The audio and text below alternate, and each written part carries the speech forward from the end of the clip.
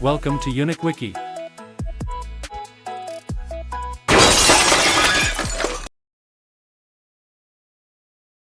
What if you could walk out of a bank with a loan that never grew, where every month you paid only the money you borrowed and no extra? Imagine a world where interest, that endless thief that eats your hard-earned dollars, vanished entirely.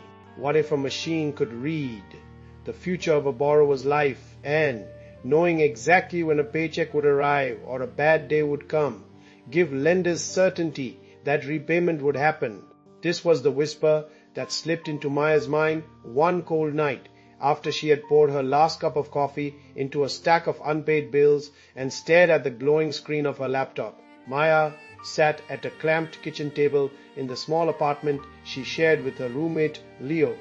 The lights flickered and the city's distant siren sounded like the low hum of a restless beast.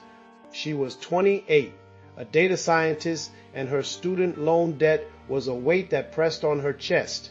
The bills piled up, mortgage, credit cards, a medical bill she hadn't even remembered. She had tried to negotiate a hardship plan with the bank, but the loan officer's polite smile could not erase the numbers.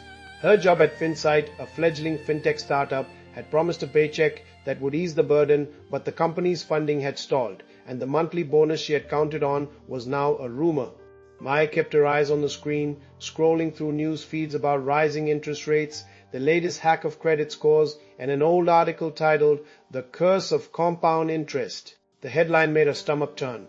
What if interest were no longer a force of nature? Her fingers hovered over the keyboard when the notification popped up. A new post on a closed forum called Data Pioneers read, "If you want zero interest on loans, see the Detti Zero algorithm prototype. Meet me at the coffee shop at 9. No author name, just a cryptic sign-off C." Maya's pulse quickened. The idea of an algorithm that could eliminate interest sounded absurd, like a fairy tale. Yet the lure of financial freedom tugged at her. She slid the chair back and, with a quiet resolve, decided to investigate. She called Leo, told him about the post, and the next day they walked into the city's oldest coffee shop, a place with chipped mugs and the smell of roasted beans. The server's eyes flicked to Maya as she scanned the room. A man, maybe in his 40s, with silver in his hair and a crooked smile, sat alone at a corner table. He introduced himself simply as Alex. His eyes were tired but sharp. He spoke about an AI model that used machine learning to read patterns in repayment behavior, predicting with astonishing accuracy when a borrower would be able to pay back.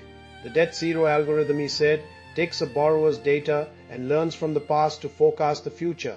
It offers lenders a guarantee that the loan will be paid on time, no interest, no risk. Maya listened, fascinated. Alex explained that the algorithm ran in a loop, learning from each new repayment, each new error. It could replicate itself, creating versions that could work for different markets. The promise was alluring: zero interest for borrowers, zero risk for lenders, and a profit margin that could sustain the startup. The catch, he whispered, was that the algorithm had to trust the data fully. If it flagged someone as unpredictable, the system could deny them the loan entirely. Maya stared at Alex. The idea seemed like a magic wand, a way to break free from the clutches of debt. She left the coffee shop that afternoon with a mind racing, a new email address, and a trembling heart. She was about to step into a world she had only imagined in her nightly dreams of a debt-free life. Back at her apartment, Maya opened a fresh notebook. The first page was a list of questions. How does the algorithm interpret future events? What kind of data does it need? Will it ever misjudge a borrower? She began to read old research papers that Alex had sent her, some from obscure journals and others from the fringes of economics. She scoured forums, watched webinars, and spent late nights coding test models in her cramped kitchen. The coffee shop smell lingered, a reminder of the promise. One night, as the city lights twinkled like distant stars, Maya hit a breakthrough. She had fed the algorithm a dataset that included not only credit scores and employment history but also patterns of local weather, school holidays, and the rhythm of the stock market. The model started to predict repayment dates with 95% accuracy. She could see her own numbers on a screen, and a green bar climbed higher each time she added more data. The Debt Zero algorithm was alive. It was learning, evolving, and it could replicate itself. She called Alex, and he grinned proud. The first small experiment worked. They ran the algorithm on a sample of 50 borrowers, each with varying levels of debt and different income streams. The algorithm approved all of them without interest. The lenders, small credit unions that had been struggling to manage risk, were stunned. Maya's phone buzzed with emails, phone calls, and the occasional congratulations. As the algorithm's reputation grew, the investors took notice. A venture capital firm, Venture Bright, sent an email offering a generous investment. We see the potential of a debt-free future. We are ready to fund the next phase. The offer came with a deadline, 1 week. Maya felt her heart pound. She had the chance to finally escape her own debt, to help thousands of people like her. But something gnawed at her. One day, she was reviewing a new data set. The algorithm flagged a borrower, named Sam, as unpredictable. The system's prediction was based on a chain of future events that had not yet occurred. Sam's company would likely get a sudden downturn, a potential job loss was predicted, and the algorithm calculated that Sam's repayment probability dropped below 50%. The algorithm decided to deny Sam the loan. Maya stared at the screen. She had heard Alex speak about the danger of labeling people as unpredictable. We are building a tool that must not be a judge but a guide, he had said. But here she was, holding a data point that would decide a person's financial fate. The algorithm had made a decision that felt like a cruel punishment for someone whose life had not yet unfolded. She wondered if the system was making a mistake or if society had become too dependent on data to define worth. She tried to convince Alex. What if we tweak the model, maybe add a buffer for uncertainty? Alex nodded, but his face was pale. The algorithm is self-replicating. If we alter it, it will propagate the change, potentially destabilizing the entire system. And we must remember, if investors see that we are hesitating, they might pull their support. The pressure weighed heavily on Maya. She could shut down the algorithm for Sam, denying him the loan, and risk losing investor confidence. Or she could let it run, accepting that a person might be wrongfully denied because the algorithm had used data that predicted a future that hadn't happened.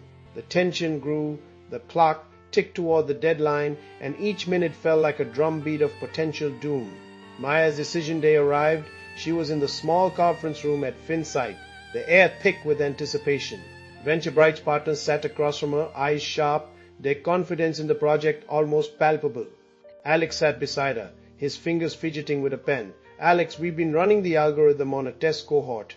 The results are promising. Our next step is to apply it to real borrowers. Alex said, voice steady. He pointed at a spreadsheet, numbers glowing in green. Maya felt her throat tighten. What about Sam? The system flagged him as unpredictable. She said, voice trembling. The room fell silent. The investors exchanged glances. Venture Bright's lead partner, a woman named Nina, leaned forward, her expression cold. Predictive models are not perfect, Maya. We invest in the future.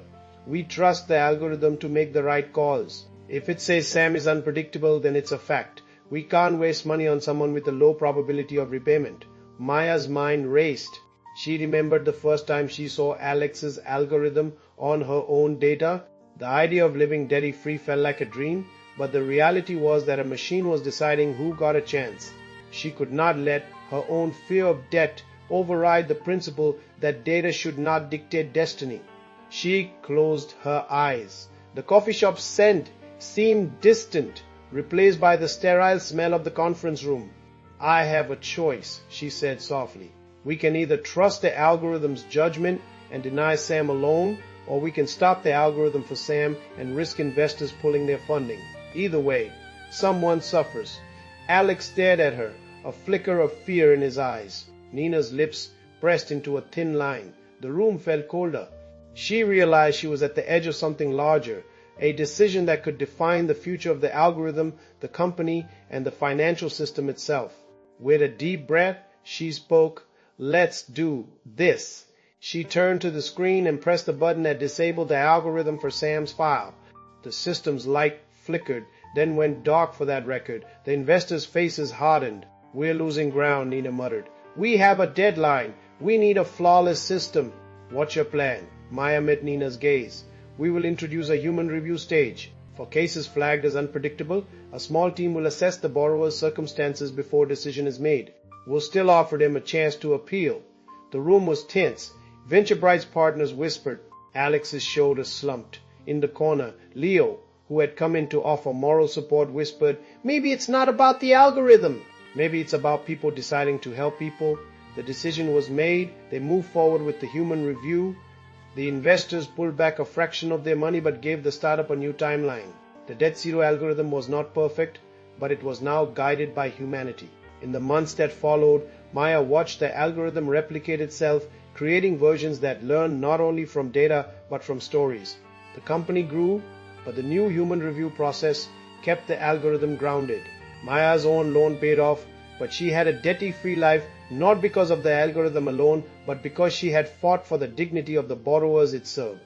The night after the meeting, Maya sat on the balcony of the building where Finsight had opened its doors. The city lights shimmered like countless tiny stars. She thought about the promise of zero interest and the weight of decision. The algorithm could have taken a path of pure data, deciding who deserved a chance. Instead, she had chosen to remind it that behind every number was a human story. The Debt Zero algorithm had changed the way lenders thought about risk, but the true revolution was the balance it struck between science and compassion. Maya wondered what other systems might learn from this experience, whether the financial world would become a world of trust without the burden of debt, or if it would return to its roots. The answer lay not in the algorithm's glow or the investors' contracts, but in the small act of stopping a machine's decision for one person and allowing people to intervene.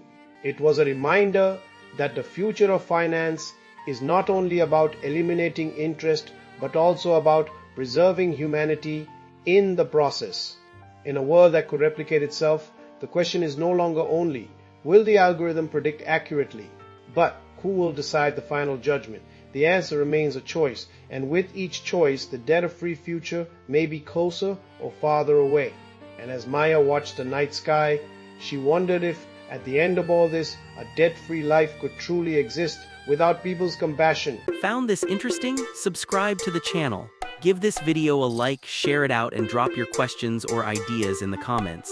Until our next adventure.